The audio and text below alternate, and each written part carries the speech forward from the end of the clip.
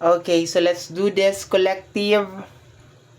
Nag-collective na ako kaninang umaga, pero I have this very very strong energy. Okay, ito ang gagamitin natin. So, yung energy na nakukuha ko, my dear, is merong gumawa ng ritual somehow like may kinalaman sa para hindi ka maging successful, para ma-stuck ka sa sitwasyon na meron ka ngayon. May gumawa ng ritual, okay? And yung nangyayari ngayon is like yung kung kanino man siyang God lumalapit, kung sino man yung kanyang master, whoever it is, 'di ba? Is actually may hinihingi sa kanyang kapalit. Parang is more on like hindi nag-work yung ritual. Ganun na nakukuha ko, my dear. Hindi nag-work yung ritual, and then ngayon parang sinasabi na inaccuse mo tong tao na to ng maling accusation, and then now it's your turn. Parang ganon. Parang pinakinggan kita, naniwala ako sa'yo of your accusation, and now it's your turn. Parang ganon na nakukuha ko, my dear. Kumbaga parang paparusahan yata siya or something. Kuha tayo ng at least 9 cards. Okay, that's what I'm getting. Number 9. We have here the energy of Cancer. Okay? Titingnan natin kung si Cancer ba yung ginawa ng ritual or si Cancer ang gumawa ng ritual. Okay? Let me see. Ang Cancer is energy ni Chariot sa tarot card. Okay? So, si Chariot is nakasakay siya sa chariot, and ang kanyang energy is more on moving forward. So, hindi naman to as in like, baka hindi naman to as in like literal na zodiac sign, but this is a representation, my dear, nung journey mo sa chariot. Ibig sabihin, meron kang pupuntahan, meron kang destination, and yeah, Cancer's energy ng chariot. Yeah, baka hindi naman to literal na zodiac sign talaga, okay? Let me see, 9 cards lang tayo. Basta nakukuha ko parang sinasabi na paparusahan siya, may mapaparusahan, something like that. Or may pinaparusahan na as of this moment because sa ginawa niyang ritual sa'yo, or ginawa niya na somebody is irritated with your present. So, nai-insecure sa'yo tong tao na to. The reason kung bakit niyang ginawa yung ritual na yon is because irritated siya sa'yo. Naiirita siya sa'yo, my dear. Okay. So, blinak niya yung chariot. Hindi to as possible na hindi talaga to literal na Cancer. This is energy of chariot. Okay? So, blinak niya yung path mo. Ang reason is naiirita siya sa'yo. No? As in, naiirita siya sa'yo, nabubwisit siya sa'yo. Okay? Alam mo yung irritation niya is, alam mo yung para siyang nangangate, para siyang may rashes, everything na nakikita kanya para siyang may rashes, para siyang nabubwisit siya, umiinit ang ulo niya, kumukulo ang dugo niya sa'yo, and nagsumbong siya, kung kanino man siya nagsumbong, and sinasabi niya doon sa pinagsumbungan niya na eto si ganito ganyan, which is ikaw na nga, collective, is ginagawan siya ng hindi maganda. Gumawa siya ng kwento. Like, this person created this story about you, and yes, naniwala naman sa kanya. Yeah, yung kanyang, kung sino man yung kanyang sinasamba. Okay?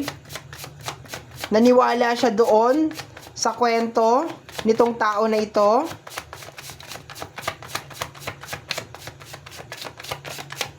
And I think, my dear, kahit yung kanyang God is na-impress, my dear, because ang nakukuha ko is nag-bounce back or hindi pumasok, my dear, yung ritual na ginawa. Okay? Hindi pumasok yung ritual na ginawa, my dear. Okay? Walang paninindigan. Okay? So, I think ito yung mga reason, my dear, kung bakit naiinis sa'yo tong tao na to. Possible din Cancer na zodiac sign, my dear. Water sign, possible, my dear. Cancer, or this is energy ng Chariot, possible, my dear. Pero sabi, walang paninindigan, okay? And depression is not a joke. Gusto ka niya ma-depress, okay? Depression is not a joke. Parang siguro meron kang ginagawa na something na akala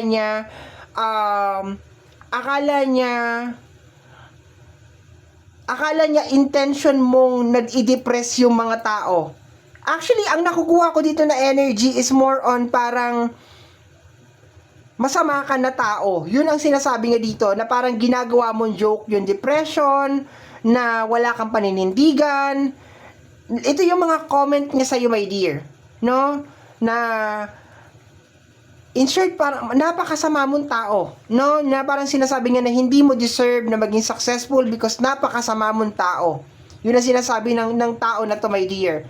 Na pinagtatawanan mo yung depression, and isa siguro sa hiniling niya dun sa kanyang God is ma-depress ka. Maramdaman mo kung ano yung ginagawa mo sa mga tao na depression. Parang ganon.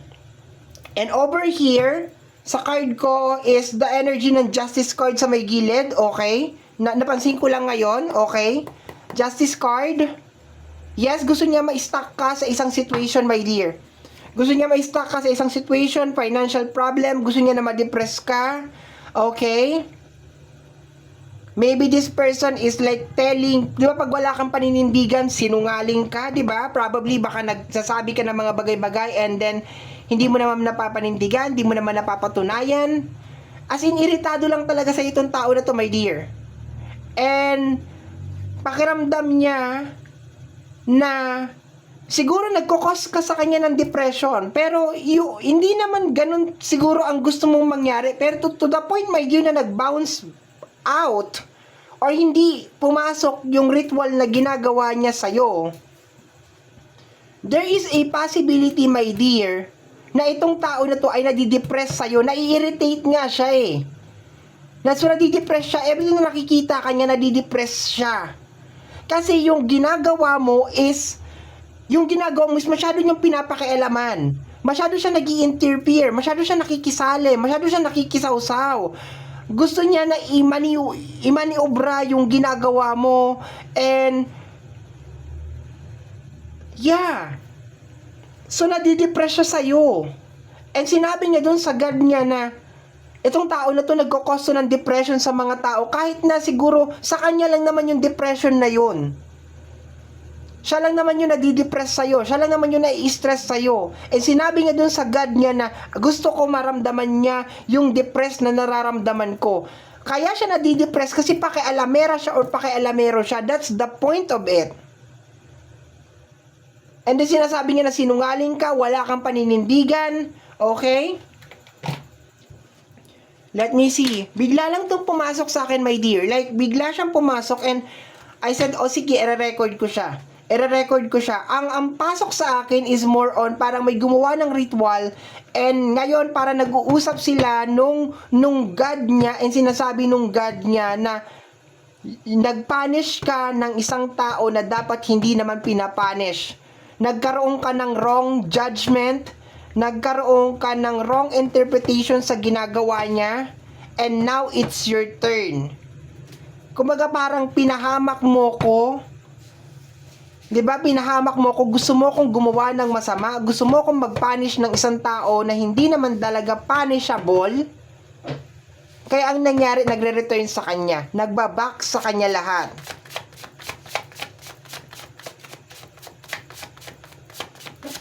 Okay, let me see. Next card tayo. We have Philippines, okay? Nasa Pilipinas lang to. Okay? Pilipinas or Philippines eh. Okay. Baka nasa Pilipinas ka.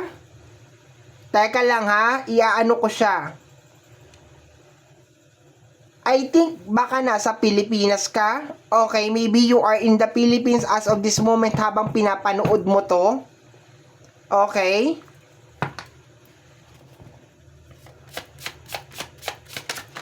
We have here brand new house. Okay. Nakapagpatayo ka ba ng bahay sa Pilipinas? Okay. Nakapagpatayo ka ba ng bahay sa Pilipinas or meron kang pinapagawang bahay sa Pilipinas? Doon nag-umpisa yung inggit niya sa'yo, my dear. Doon nag-umpisa yung inggit niya sa'yo. Nung nagpatayo ka ng bahay sa Pilipinas. Doon nag-umpisa lahat. Na-depress siya sa'yo, na-irita siya sa'yo, na-buisit siya talaga sa'yo, my dear. Okay, doon nag-umpisa to. Doon nag-umpisa, my dear. And lalo na, my dear, kung yung bahay na pinapagawa mo ay hindi matapos-tapos, possible siya may kagagawan nun. Kung yung bahay mo ay hindi matapos-tapos as of this moment, dahil sa kanya yon. Okay, dahil sa kanya yon, siya may kagagawan nun. Okay. Ang nakukuha ko, my dear, is yung spirit guide mo is actually nag-interfere sa ritual niya. And then ibinalik yung ritual. Kaya nagagalit ngayon yung God niya, kung sino man yung God niya na yan, nagagalit. Pinapunish siya ng God niya ngayon. Yung God niya is galit na galit sa kanya ngayon. We have 1, 2, 3, 4, 5, 6. Nakapagpatayo ka daw ng bahay sa Pilipinas. Possible baka hindi to kung ano to, baka hindi pa natapos yung bahay, marami pang kulang.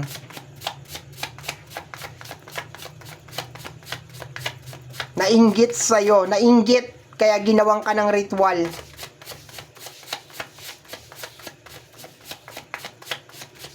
Or baka pinagawan ka ng ritual. Kasi yung pinaka-God niya yun ang ano baka nag-utos ng tao, pinagawang ka ng ritual.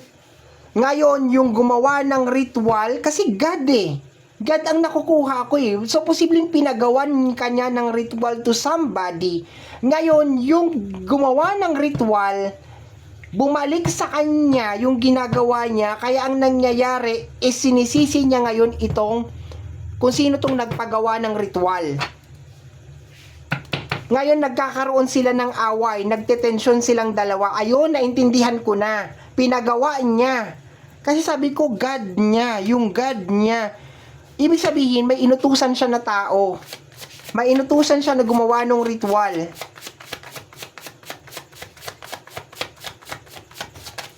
Okay, we have here.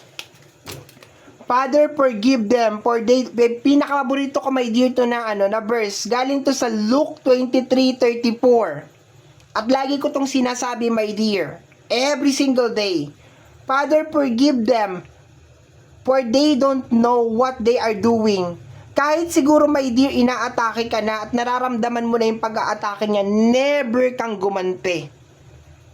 Never kang gumawa ng kahit ano. And isa yun sa factor, my dear, kung bakit bumalik yung ritual. Kasi never kang gumante, never kang nagtanim ng sama ng loob. Bagko siguro nagdasal ka na nagdasal, nanghingi ka ng tulong sa ating buong may kapal, and binalot ka niya ng proteksyon at binalot ka niya ng pagmamahal. We have here, nakakapagod na. Yes, nagdasal ka sa Panginoon, nanghingi ka ng tulong, sinabi mo, nakakapagod na, Ama. Tulungan mo po ako, gabayan mo po ako, and then that's the time na bumalik. Kung ano man yun dapat bumalik. Last card na tayo, my dear. 9 cards lang. 9 cards lang. And that's it. Gusto ko lang maklear yung nakuha ko na message, my dear. I just want it to be clear. Kasi ang pumasok lang talaga sa akin is meron nag-aaway, may nagagalit sa kanya, and then yung God daw is nagagalit because nagpunish ka ng tao na hindi dapat pinapunish, ganon. So, hindi ko siya maintindihan. Ang nakukuha ko kanina is more on parang God, si Creator, parang pinunish siya. Ngayon ko na naiintindihan na nagpagawa siya. Nagpagawa siya, my dear, nang dahil sa sobrang inggit niya sa'yo, dahil nadidepress siya sa'yo, no, kahit siya naman ang gumagawa ng ikadidepress niya, hindi naman talaga ikaw. Nang dahil wala siyang ginawa kundi tumingin, magbantay, magsunod-sunod sa mga ginagawa mo, ayan. 'Di ba nakita niya, nakapagpagawa ka ng bahay, na-depress siya dahil nakapagpagawa ng bahay. Nakapagpagawa ka ng bahay. Ayan, kaya pinatrabaho ka. Yan. Hindi niya alam yung papagawa mo ng bahay, pinagpaguran mo yon, pinaghirapan mo yon. Inggitera.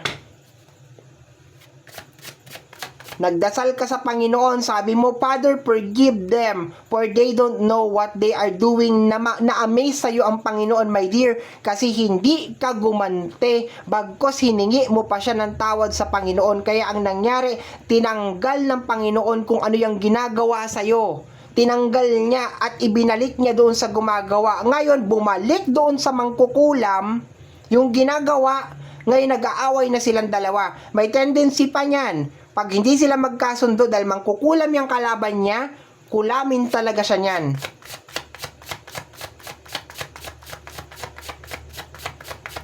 Let me see, my dear, last card tayo. Philippines, brand new house. Or nakabili ka ng brand new house. Inggit to, my dear. Inggit. Pinakulam ka nang dahil sa inggit. Pinagawan, hindi pala kulam ito, pinagawan ka ng ritual. Pinagawan ka ng ritual, iba ang kulam, iba ang ritual.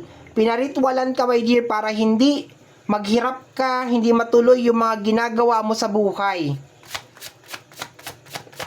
Kaya napansin mo siguro, di ba, nag-alat-alat? Oh, nagdasal ka sa Panginoon, dininig ang hiling mo, ayan. We have here, Inggitera.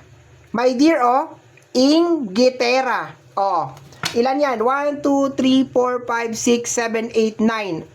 I told you, pag ako talaga makareceive ng message talaga. Oh, sabi ko sa iyo, my dear, hindi mo kailangan gumante sa mga tao na ganito. No? Ipagdasal mo lang sila. Ito, my dear, paboritong verse ko to. This is my favorite verse sa lahat. Father, forgive them, for they don't know what they are doing. Sa kabila ng ginawa sa kanya, my dear, ipinako siya sa krus, ipinahiya siya, pinahirapan siya, nahingi niya pa rin talaga ng tawad yung mga tao na, naglumapastangan sa kanya, na nanakit sa kanya, na nagpako sa kanya sa krus. Kaya ito yung pinakagusto ko talaga na verse. Kasi itong verse na to, my dear, nagpapaalala sa akin to, my dear, na maski anong gawin sa akin ng tao, hindi dapat ako gagante. And ito mismo yung ginawa mo. Hindi ko alam kung alam mo tong verse na to o paborito mo rin tong verse na to, pero isa to sa mga pinaka-paborito kong verse. Every time na may gumagawa sa akin ng hindi maganda, yan ang lagi ko nasasambit sa utak ko. Ama, patawarin mo po sila kasi hindi nila alam ang kanilang ginagawa. That is the verse from the Luke 23:34. Wala na akong ibang verse na hinahawakan maliban pa dyan. Meron ako ibang mga alam, pero itong pinaka-paborito ko. Hindi ka gumante. Kaya yan ang sinasabi ko sa inyo, my dear, wag na wag kayong gaganti. Kasi ang Panginoon natin, alam niya yan. Alam niya kung sino talaga ang totoong masama at alam niya kung sino ang mabuti. Kaya nilang lokohin lahat ng tao sa mundo, pero hindi nila kayang lokohin ang Panginoon.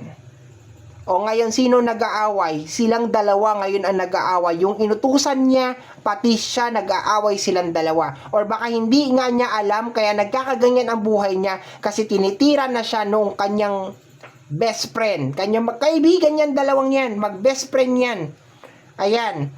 O, magkukulaman na yan, dalawang yan. O, kasi bumabalik na sa kanya. Nagugulat siya, gumagawa siya ng ritual. Yung ginagawa na ritual sa'yo, nangyayari sa kanya. Bumabalik. 'Di ba? Maghirap si ganito ganyan, si ganito ganon ganon. Magugulat siya after ilang araw sa kanya nangyayari. Oh. Bumabalik sa kanya. Kaya kung sino man ang nag-utos sa kanya, binabalikan niya ngayon. 'Di ba? Sabi ko sa inyo, huwag talaga kayong gagawa ng hindi maganda sa kapwa nyo eh. Lalo na pag yan ay inosente, mapanghusga ka lang na tao, madumi lang yung mga mata mo. Tingnan mo. Ayan ang nangyayari, 'di ba? Somebody is irritated with your present. Wala kang ginagawa, my dear. Presensya mo pa lang. Buisit na sa'yo. Nagpagawa ka ng bahay. 'Di ba? Di bumula. For some of you, baka hindi pa nga matapos-tapos tong bahay na ito. 'Di ba? So my dear, yun lang, siningit ko lang kasi baka mawala eh. Kaya siningit ko lang, okay? So magpasalamat ka sa ating buong may kapal. Kung meron kang white candle, magsindi ka, magtirik ka. Magpasalamat ka ng sobra kasi protektado ka na niya. Okay? Thank you, my dear. Magugulat ka, yung bahay mo na yan kung hindi pa tapos, maumpisahan mo mapagawa yan, my dear. Matatapos mo na yan. Okay? Salamat po. Bye-bye. Thank you, thank you.